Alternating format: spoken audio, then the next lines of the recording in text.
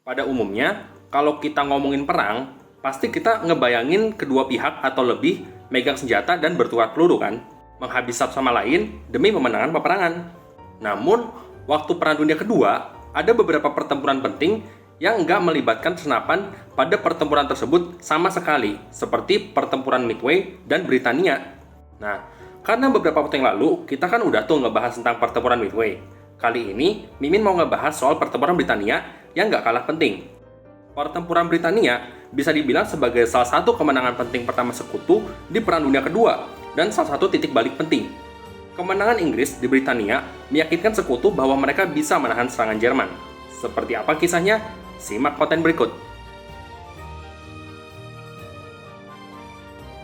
26 Mei 1940 sampai 4 Juni 1940, tentara Inggris, Prancis, Belgia, dan pasukan sekutu lainnya beramai-ramai pergi ke Dunkirk agar mereka bisa dievakuasi ke Inggris. Prancis kemungkinan besar akan jatuh dan kembali ke Inggris menjadi satu-satunya alternatif bagi prajurit sekutu yang gak mau ditangkap dan dihabisi oleh pasukan Jerman. Operasi Dynamo, kode untuk evakuasi Dunkirk, bisa dinyatakan sukses karena kurang lebih 194.000 pasukan Inggris dan 140.000 tentara Belgia dan Prancis bisa diselamatkan. Hal tersebut membuat sekutu bisa menyelamatkan 338.000 nyawa pasukan yang berharga untuk pertempuran di kemudian hari. Winston Churchill, sang Perdana Menteri Inggris, tahu bahwa tinggal menunggu waktu saja sebelum Prancis jatuh. Dan meskipun Prancis belum menandatangani perjanjian apapun dengan Jerman, Churchill paham bahwa melawan Hitler tidak bisa dengan sikap lunak seperti yang dilakukan pendahulunya oleh Chamberlain. Hitler berkali-kali melanggar kebijakan appeasement. Hal ini meyakinkan bahwa Hitler hanya bisa dikalahkan langsung dengan menggunakan militer dan bukan melalui jalur diplomasi. 18 Juni 1940, Churchill membacakan pidato terkenalnya di Dewan Rakyat atau House of Commons dalam bahasa Inggris. Di pidato yang berjudul This Was Their Finest Hour ini, Churchill menyatakan bahwa pertempuran ini akan berdampak besar bagi kelangsungan kekaisaran, kehidupan, serta peradaban Inggris. Kita tahu bahwa jika pulau ini jatuh, maka Eropa akan jatuh. Namun, jika rakyat Inggris mau bersatu dan melawan, maka Eropa masih bisa memiliki kesempatan untuk bebas dari Hitler. Maka dari itu, Churchill meminta seluruh rakyat Inggris untuk berjuang bersama agar kekaisaran Inggris dan Commonwealth dapat bertahan 1000 tahun lagi.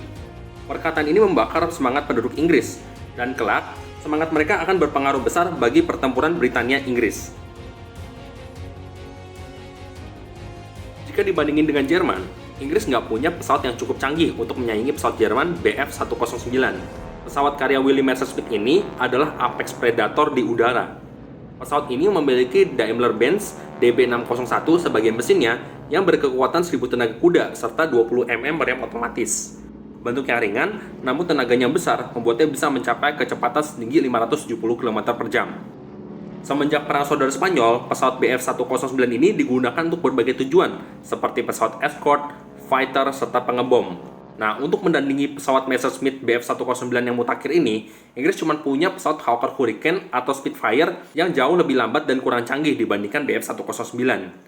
Bf-109 menyimbolkan keindahan dari teknik mesin Jerman, namun pesawat ini nggak sempurna.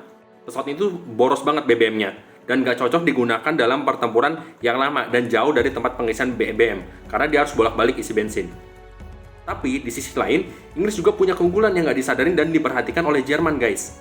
Seperti yang kita ketahuin, Perang Dunia II tuh bukan pertempuran pertama gitu yang menggunakan pesawat sebagai senjatanya. Di Perang Dunia I, pesawat-pesawat seperti Sopwith Camel, Halbertas CL-2, Sikorsky Ilya Muromets, dan bahkan pesawat legendaris ya guys, kayak Red Baron Fokker DR-1 itu menghiasi udara pertempuran di Perang Dunia I ya guys. Semenjak Perang Dunia I juga, para ilmuwan dari seluruh negara-negara, tak terkecuali Inggris, mencoba untuk mencari cara nih, gimana mengembangkan sistem pertahanan udara mereka. Pada tahun 1934, seorang ilmuwan Skotlandia bernama Robert Alexander Watson Watt mencoba menggunakan radio guys untuk membantu melacak pesawat di udara. Dia kelak akan dibantu dengan Arnold Wilkins dan Edward George Bowen. Pada 17 Juni 1935, mereka berhasil mendemonstrasikan metode ini dan sukses ternyata. Ketika gelombang radio dikirim dari pusat menara dan radio, jika gelombang tersebut menabrak sesuatu di udara seperti pesawat, mereka akan memberikan gema yang mengirimnya kembali ke menara stasiun. Nah, gelombang ini berkali-kali dikirimin dalam waktu yang sudah ditetapkan agar mereka bisa melacak posisi dan pergerakan pesawat lawan tersebut. Namun tentunya gelombang ini nggak bisa mendeteksi apakah ini pesawatnya burung atau pesawat yang juga terdeteksi. Hal ini diperlukan beberapa orang yang bekerja di stasiun penerima radio demi memverifikasi apakah benda yang terbang tersebut adalah sonar atau bukan. Nah, akhirnya para wanita yang bergabung di Women Royal Air Force diperkerjakan di sini, dan biasanya mereka akan memverifikasi benda tersebut dengan laju kecepatannya. Burung tentunya akan bergerak lebih lambat dibandingkan pesawat. Agar mengecilkan terjadi komunikasi dalam koordinasi akan penerima radar ini, Inggris membangun sistem yang namanya dowding. Dowding system ini sangat efisien dan hanya membutuhkan waktu 14-16 menit sejak penerima radar sebelum pilot dipersiapkan untuk terbang menghadang musuh. Hal ini penting karena jika kita teliti ya guys di video-video sebelumnya, kita udah lihat kalau waktu sedetik apapun tuh berharga di video pertempuran Kursk dan pertempuran Singapura. Penundaan rencana serta kehilangan waktu akan membuat musuh bisa memanfaatkannya untuk keunggulan mereka, ya guys. 10 Juli 1940, seorang prajurit Inggris yang menggunakan binokular melihat nih guys, banyak pesawat dengan lambang ISS datang ke Selat Inggris. Lambang ISS di badan pesawat itu menginfokan bahwa pesawat itu adalah pesawat Luftwaffe dan mereka datang untuk mengebom banyak daerah penting di Inggris. Inggris sebenarnya sudah mengantisipasi serangan Luftwaffe ini. Ketika Jerman menyerang, biasanya dimulai dengan mengebom tempat-tempat penting sebelum tank dan pasukan menghujani daerah pertempuran. Namun Inggris sudah mempersiapkan pertahanan mereka dengan baik. Pada tanggal 13 Agustus, Jerman berusaha untuk menghancurkan lapangan udara dan stasiun radar Inggris. Namun tentunya Inggris tidak tinggal diam dan membiarkan pertahanan mereka dirusak begitu saja. Kedua belah pihak pun bertempuran mati-matian dan membuat baik Jerman dan Inggris kehilangan banyak pesawat dan kombatan mereka, terutama di tanggal 18 Agustus.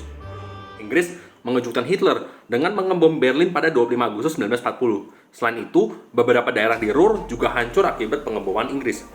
Hitler merasa marah dengan mengebom Inggris ini, yang terus berlanjut hingga dia mengumumkan bahwa Jerman akan melakukan Vergeltungsangriff atau retaliation attack pada 4 September 1940. Dia menginginkan pengeboman terpusat di kota-kota, terutama di London, biar mereka tahu rasa akan kekuatan Jerman. Vergeltungsangriff yang diperintahkan oleh Hitler ini adalah salah satu keputusan fatal pertama yang dilakukan Hitler saat Perang Dunia II. Sebelumnya, komando Jerman sudah mengetahui target mana saja yang penting untuk dibom demi mempersiapkan invasi ke kepulauan utama Inggris. Daerah-daerah tersebut adalah pusat radar Inggris beserta pangkalan RAF yang biasanya ada di luar kota-kota besar. Memfokuskan pengeboman di London dan kota-kota besar akan membuat target sebenarnya menjadi terabaikan dan membuat Inggris mendapatkan keunggulan akibat dari keputusan Hitler itu sendiri. 7 September 1940, Jerman memulai The Blitz dan memfokuskan pengeboman di kota-kota besar seperti London dan Birmingham. Birmingham merupakan kota di mana Birmingham Small Arms Factory berada.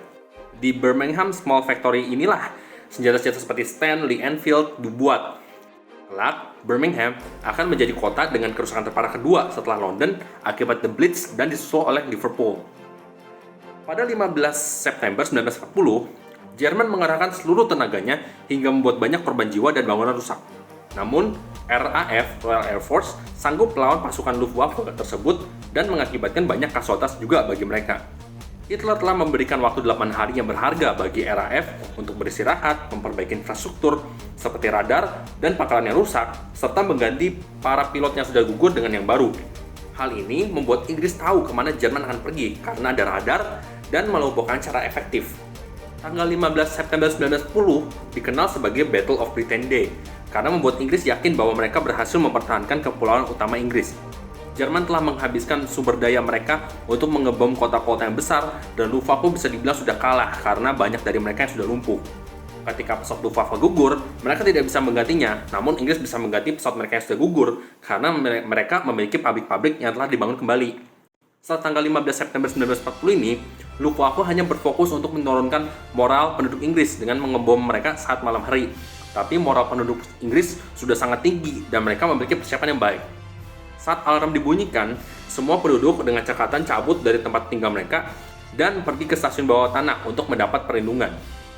Kelak pemerintah Inggris juga akan tergerak untuk memperhatikan kesejahteraan penduduk mereka saat The Blitz di kemudian hari. Para wanita memberikan snack dan penduduk anak-anak seperti pie, roti, sosis, dan coklat. Kadang juga ada pemusik yang diundang untuk memberikan hiburan di stasiun bawah tanah ini, guys. Pada akhir Oktober 1940, Hitler, Göring, dan petinggi Jerman lainnya sadar bahwa Jerman nggak mungkin memiliki kesempatan lagi untuk melaksanakan invasi di kepulauan utama Inggris. seperti Jepang yang kelak meninggalkan rencana mereka untuk menguasai pesisir barat as setelah kalah dari Midway. Jerman pun juga meninggalkan rencana mereka untuk menguasai Kepulauan Inggris. Terlepas dari hal ini, Jerman masih tak terkalahkan dan menakutkan di mata sekutu. Inggris merasa nih, dirinya tuh nggak mengalahkan Jerman, namun mereka cuma mempertahankan daerahnya. Hitler juga masih percaya dan haus akan kemenangan. Setelah kegagalannya di Inggris, Hitler mengalihkan perhatiannya untuk mempersiapkan Jerman melawan Uni Soviet, negara target untuk politik Lebensraumnya. Bagi Hitler, melawan Uni Soviet yang sudah cedera berat akibat pertempuran melawan Finlandia itu merupakan hal yang tepat. Meskipun pada akhirnya mereka menang pada Maret 1940, Hitler yakin bahwa Uni Soviet adalah negara yang cupu karena Finlandia aja bisa gitu negara kecil ngelawan Uni Soviet yang sebesar itu. Padahal jumlah area dan populasi mereka tuh jauh di bawah Soviet. Seperti kata Hitler, kamu hanya tinggal perlu mendobrak pintunya dan seluruh struktur busuk mereka akan hancur berantakan. Menurutmu guys, apa sih kesalahan fatal yang dilakukan Angkatan Udara Jerman di masa ini? Dan apakah ada lagi operasi militer di Perang Dunia II yang kamu ingin bahas? Yuk komen di kolom komentar. Hai, terima kasih sudah menonton dan belajar sejarah bersama Inspek History. Jangan ragu untuk berikan komentar, like, dan bagikan bila kamu merasa konten ini bermanfaat.